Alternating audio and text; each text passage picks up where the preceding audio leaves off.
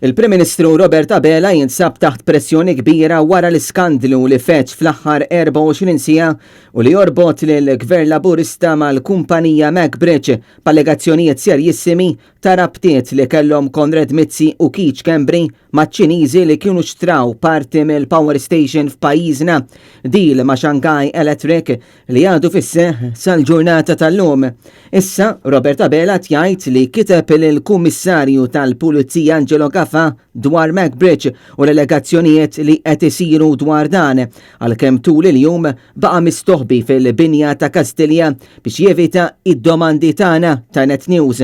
Għamilna numru ta' sigħat hawnhekk nistennew quddiem Kastilja biex forsi il-Prim Ministru ta' pajjiżna Robert Abela joħroġ u jirrispondi id-domandi tagħna fost l-oħrajn kellna biex nistaqsuh se jagħmel wara dak li ġie żvelat il-bieraħ dwar il-kumpanija MacBridge kif ukoll jekk se jinħall mid-deal skandalużi li saru fl-aħħar snin fosthom dak tal-Electrogas u kif ukoll id-deal tal-Montenegro. Jekk hux kuntent wara kollox li l-Partit Laburista ta' ken lil persuni bħal Keith Schembri u Konrad Mizzi u kif ukoll jekk hux kuntent li jżomm lil Joseph Muscat bħala membru fiħdan il-Partit Laburista. Sfortunatament iżda il-Prim Ministru Robert Abela baqa' ma tfaċċax.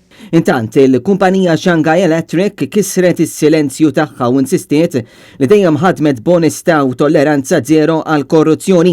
Fistqarrija Shanghai Electric qalet li Sheng mhuwiex u qatt ma kien impjegat tagħhom u ma kienx konxja minn xi attività legatament illegali kif kien irrappurtat. It-tnejn ġie sfelat il-sit tal-kumpanija MacBridge hija ċ-Ċiniża Tang Xiaomin, il-kumpanija ta' Sheng li kien il-moħħ wara il-beħ tal-Enemolta il-Shanghai Electric u l-proġett tal-Wind Farms fil-Montenegro.